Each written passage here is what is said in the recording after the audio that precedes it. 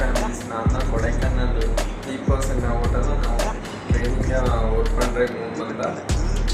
இன்னைக்கு ஸ்டாஃப் எல்லாத்துக்குமே சிக்கன், அதனால நான் சிக்கன் வெட்ட வந்திருக்கேன்.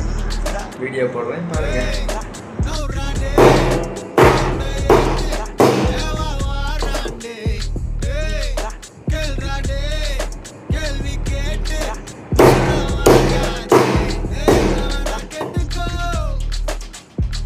பாய் பாய். அடுத்த வீடியோவில் பார்க்கலாம்.